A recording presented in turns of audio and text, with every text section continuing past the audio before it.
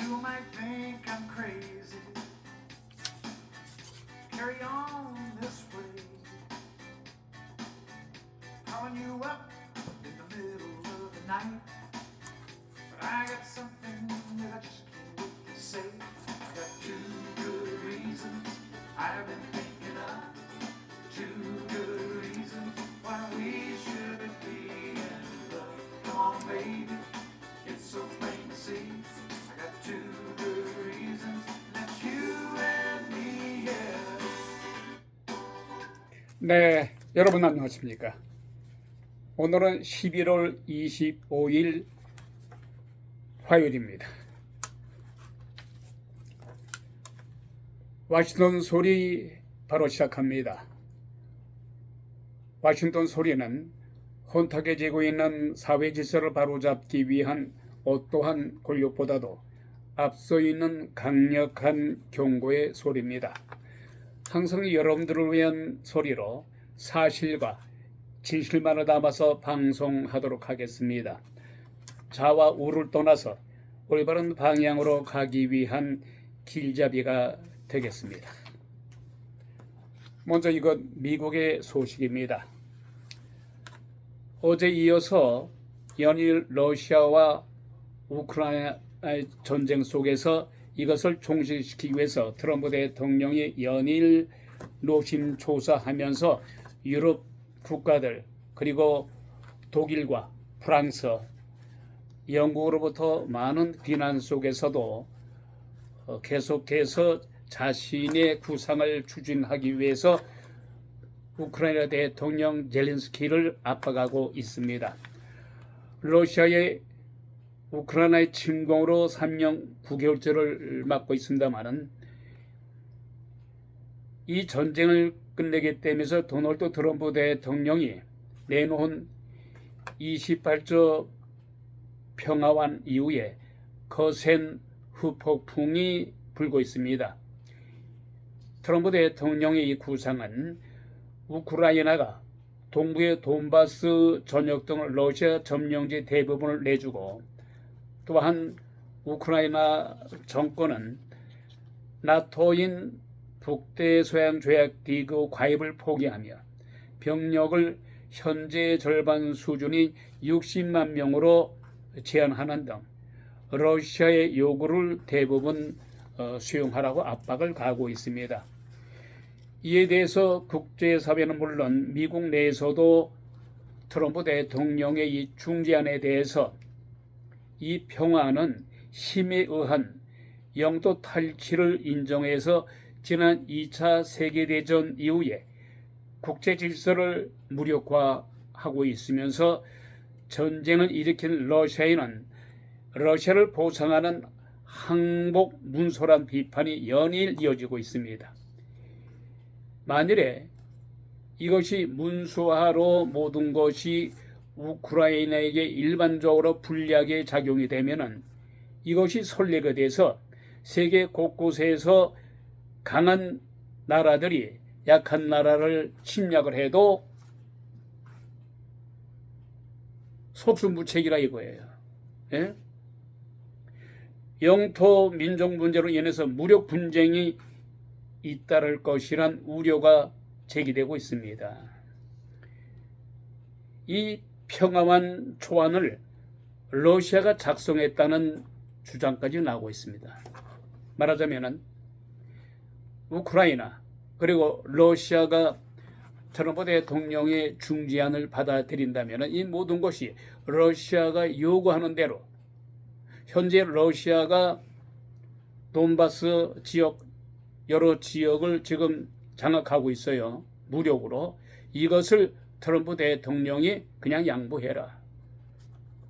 그런데 이것을 러시아가 자신에게 유리하게 문서로 작성했다는 이런 주장이 나오고 있습니다. 이어서 유럽 우회, 말하자면 독일과 프랑스, 이탈리아, 스페인, 헝가리 등 29개 나라 의회 의원들이 29개 의원 47명은 어제 공개 서한에서 침략국인 러시아에 대한 보상밖에 없다. 피해자인 우크라이나에 대한 압박 시도는 국제법 도덕적으로 모두 용납할 수가 없다면서 트럼프 대통령의 중재안에 대해서 일제히 비난하고 나섰습니다.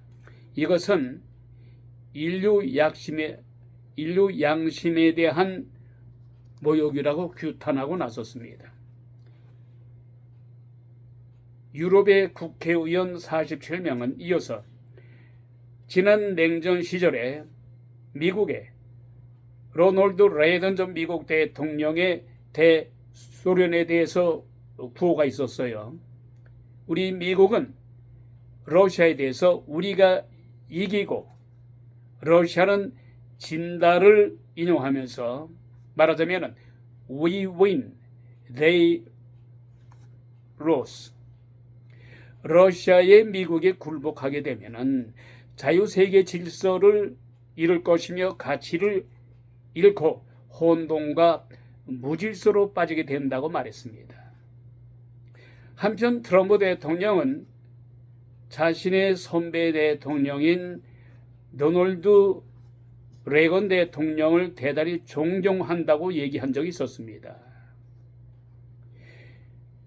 존경심을 여러 차례 드러냈던 레이건의 구호를 빌려서 트럼프를 우회적으로 비판한 것입니다. 유럽 나라들은 대만 등 권위주의 정권의 위협을 받는 국가들이 추가 공격에 노출될 것이라고 경고했습니다. 한편 프랑스와 올랑드 전 프랑스 대통령도 르몽드 인터뷰에서 트럼프 대통령의 이 중재안은 트럼프가 러시아 대통령 푸틴의 요구를 그대로 받아 적은 것으로 우크라이나의 항복을 의미한다면서 지난 75년 동안 유지되어온 유럽 안보 질서와 미국과 유럽 연맹을 근본적으로 훼손할 수 있다. 이러면서 트럼프 대통령에게 강력히 경고하고 나섰습니다. 전 프랑스 대통령인 르몽드 씨는 인터뷰에서 이것은 유럽을 향한 메시지이며 우크라이나가 무너지면 언젠가 우리 유럽도 무너질 것이다. 고로 트럼프 대통령은 이것을 철회하라. 이에 대해서 트럼프 행정부는 이것은 사실과 다르다. 사실 무근이다 하면서 반박하고 나섰습니다. 한편 트럼프 대통령의 일반적인 중재안에 대해서 유럽연합과 영국, 독일, 프랑스 등은 미국과 우크라이나에 제시할 수종안을 마련 중인 것으로 알려졌습니다. 로이터 통신에 따르면 유럽 측은 돈바스 포기 조항을 거부하고 현재 전선을 기준으로 휴전 후에 영토 교환 협상을 시작하면서 우크라이나군 규모를 80만 명으로 상향 조정해야 된다고 말했습니다. 한편 추수감사절인 오는 27일까지 합의가 이루어지길 바란다고 말했습니다. 우크라이나를 압박했던 트럼프 대통령은 우크라이나 지도자들은 우리 미국의 노력에 고마움을 전혀 표시하지 않는다. 재차 트럼프 대통령은 불만을 제기했습니다. 한편 젤렌스키 우크라이나 대통령은 이날 X에 글을 올리면서 우크라이나의 생명을 구해준 미국의 지원, 그리고 모든 미국인, 그리고 트럼프 대통령께 개인적으로 감사드린다는 글을 올리면서 트럼프 대통령의 비위를 건드리지 않으려고 무단히 애쓰는 모습을 보이고 있습니다. 이러는 가운데 미국과 우크라이나는 지난 23일 스위스 제네바에서 만나서 평안의 세부 내용을 논의했습니다. 미국과 우크라이나 양국은 공동 성명을 통해서 수정되고 정제된 평화 프레임 소화 초안을 마련했다고 밝히면서 구체적인 내용은 나중에 공개하겠다고 말했습니다. 한편 로이터 통신에 따르면 젤렌스키 우크라이나 대통령은 이르면은 이번 주에 미국을 방문해서 트럼프 대통령을 직접 만나서 설득하는 방안도 협의 중에 있습니다. 이에 대해서 월스트리트 저널은 우크라이나 국민들 사이에는 트럼프 평안을 사실상 항복으로 본다고 말했습니다. 가뜩이나 요즘에 젤렌스키 대통령의 측근이 뇌물 사건으로 대단히 공경에 처해 있지요. 그래서 젤렌스키 대통령의 입장에서는 대단히 공경에 빠져 있다고 말하고 있습니다. 다음은 중국과 일본에 관한 소식을 잠깐 간추려서 전해드리도록 하겠습니다. 중국은 일본이 대만과 가까운 오키나와 현에 중거리 지대공 미사일을 배치할 계획을 확인한 데 대해서 일본이 의도적으로 지역 긴장을 조성하고 있으며 군사 대립을 위해서 조장하고 있다고 비난했습니다. 마오닌 중국 외교부 대변인은 어제 정례 브리핑에서 관련 질문을 받고 일본 측이 대만과 인접한 지역에 공격용 무기를 배치해서 의도적으로 긴장을 조성하고 있다고 비난하고 나섰습니다. 또한 군사 대립을 조장하는 것은 현 일본의 여성 총리인 나카이치 사나의 일본 총리의 대만 관련 잘못된 발언과 연결되어 있다면서 이 같은 움직임은 매우 위험하고 주변 국가 그리고 국제사회가 높은 경계를 할 필요가 있다고 말했습니다. 다음은 우리 대한민국 소식입니다. 오늘로써 국민의힘인 장동혁 당대표가 100일째를 맞습니다. 장동혁 당대표가 대통령 후보였던 김문수 씨를 누르고서 당대표에 취임한 지 오늘로써 100일째가 됩니다. 한편 윤석열 전 대통령의 계엄을 선포한 지도 오늘로써 1년이 되는 것과 겹치고 있는 와중에 장동혁 대표는 여전히 윤석열 전 대통령과의 결별을 요청하는 친한계 그리고 일부 국힘의 의원들 요청에 대단히 공경에 빠지고 있습니다. 장동영 당대표는 전에도 윤석열 전 대통령 한번 면회를 간 적이 있어서 이것이 대단히 논란이 되고 있었죠. 그러니까 한동영계로 의원들이 12명 정도가 있습니다만 한동영계의 12명 의원들을 비롯해서 또 단체장들의 지도급 인사들이 윤석열 전 대통령과 결별을 해야 국민의 지지를 받을 수가 있다. 이러고 있어요.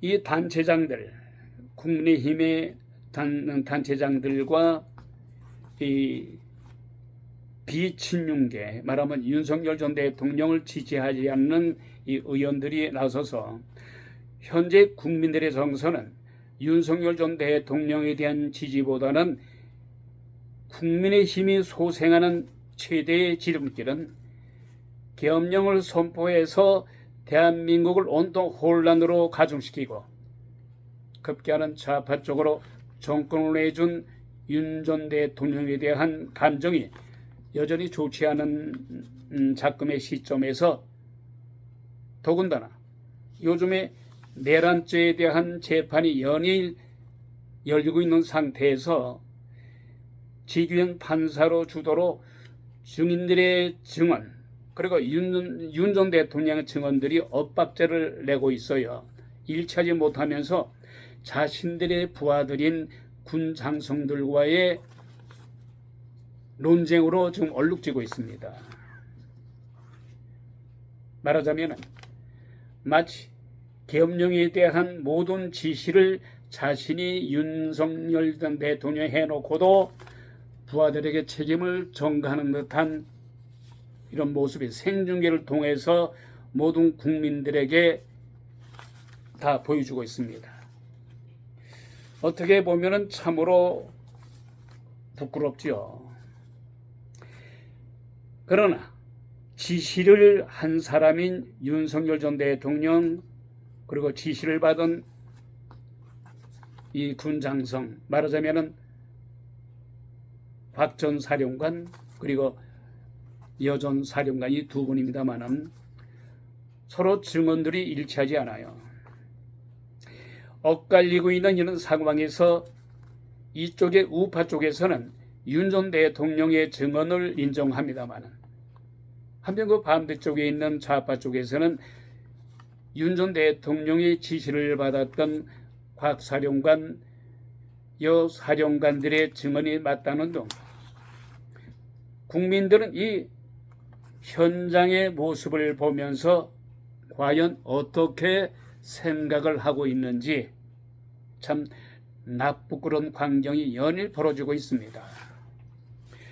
결론적으로 요약한다면 지시를 한 윤 전 대통령이나 지시를 받은 곽 사령관 또 방첩대 사령관인 여 전 사령관이나 거두절미하고 근본적으로 계엄을 선포한 그래서 부하들에게 지시를 내림으로 해서 모든 국민들에게 놀라운 대한민국의 온 나라가 혼란 속으로 빠뜨린 윤 전 대통령의 책임이 있을진데 대통령으로서 다소 억울한 면이 있다 하더라도 모든 것을 내가 안고 가겠다. 모든 책임은 나에게 있다.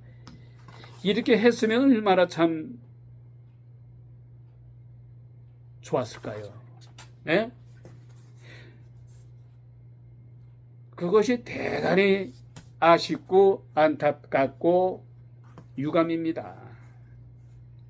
이처럼 윤 전 대통령이 오늘 서울중앙지법인 형사합의 25부 지기현 부장판사 심리로 열린 내란 우두머리와 직권남용 권리행사 방해 혐의 사건 재판에서 자신의 부하인 여 전 사령관 그리고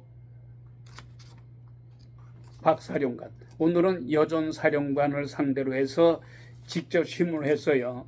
근데 서로 간의 의견이 불일치로 책임을 서로 전가하는 듯한 모습으로 윤 전 대통령의 이러한 모습을 보면서 참 대단히 부끄럽고 참담하다는 느낌을 받았어요. 여기서 매우 안타까운 점은 윤 전 대통령이 계엄에 대한 질문을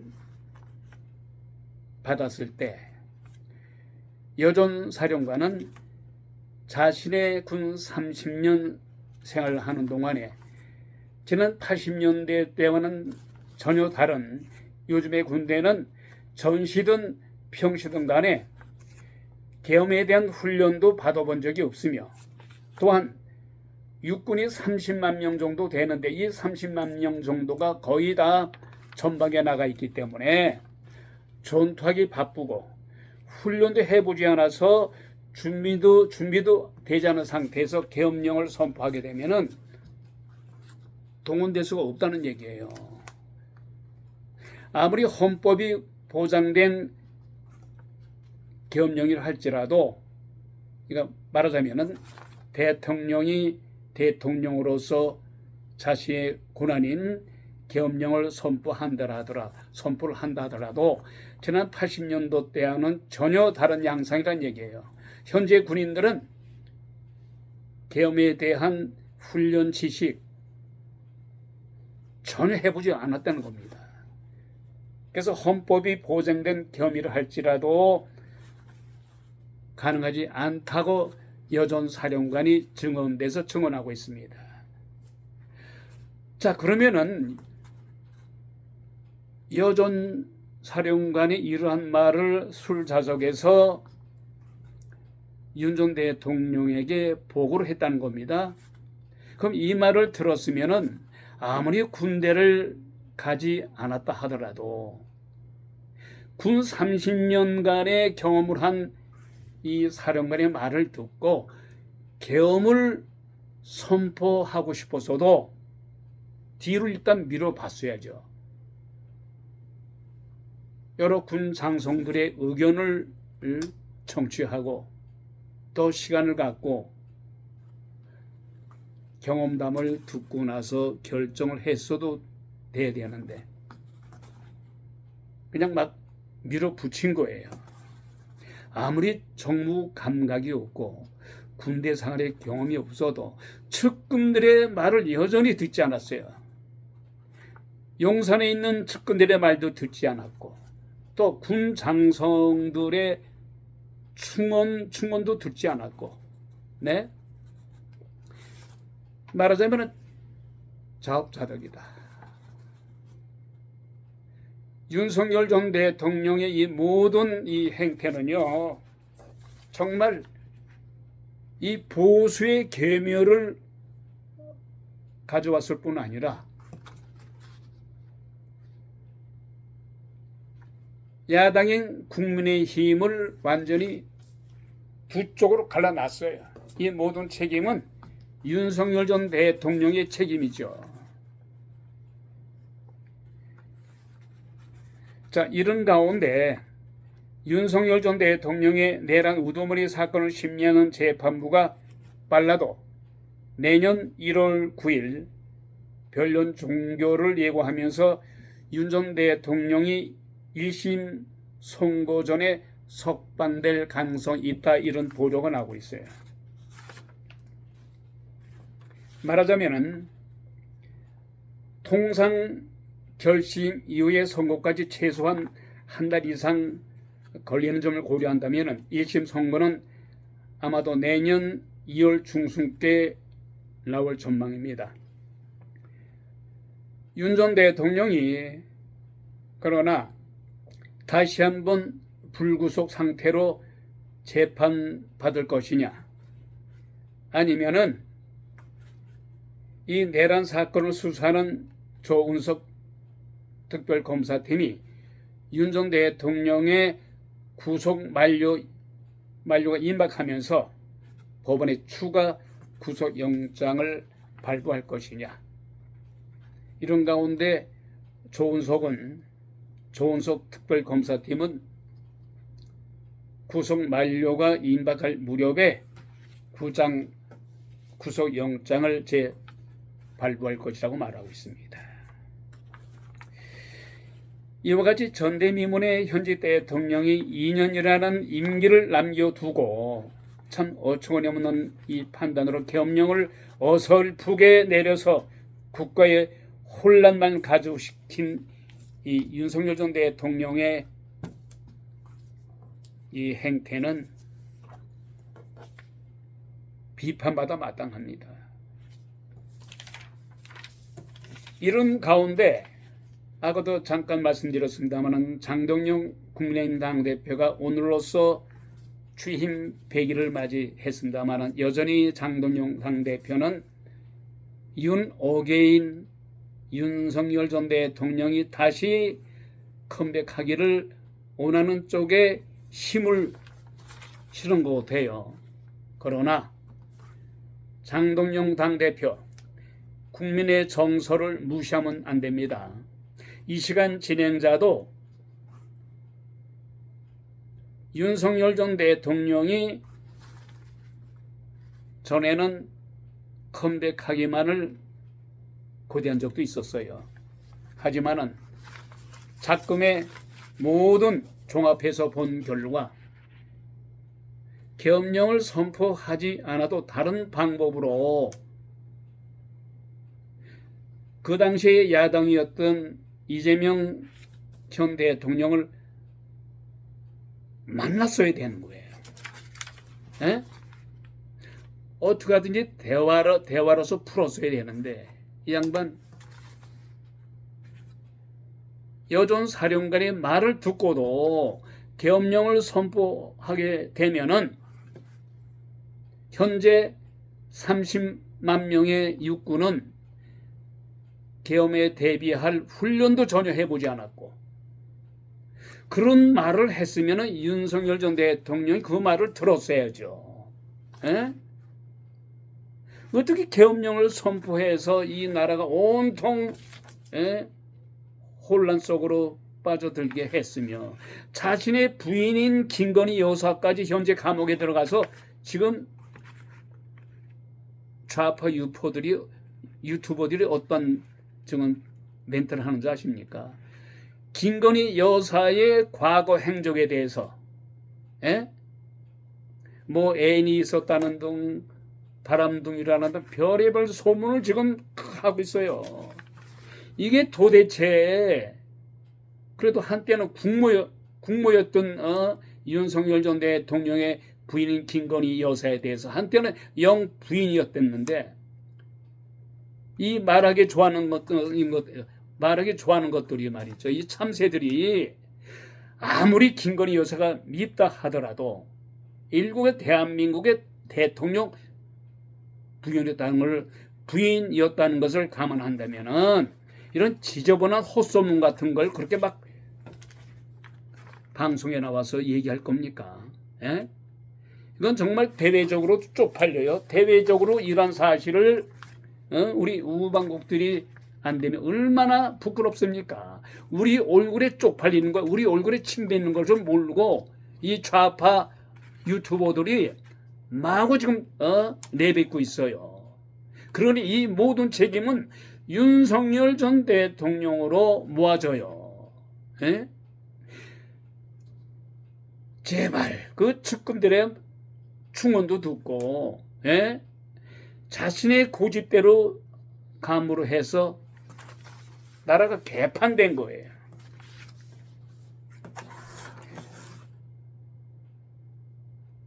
후세 정치인들, 후세 지도자급들은 이러한 것을 반면 교사 삼아서 앞으로 이러한 비극적인 능력이 없는 무능력한 대통령이 나와서는 아니 된다. 워싱턴 소리 오늘 이만 줄입니다. 지금까지 김종엽이었습니다.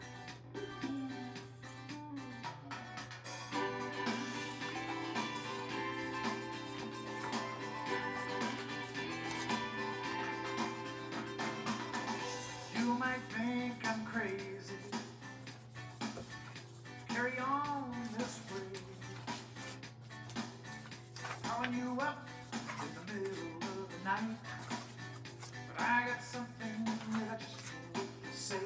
I got two good reasons I have been thinking of.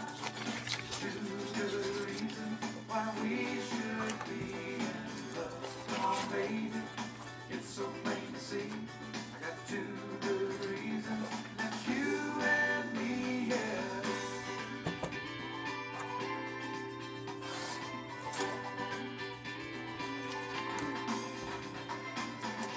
You might think I'm desperate, or maybe I just might be. How can I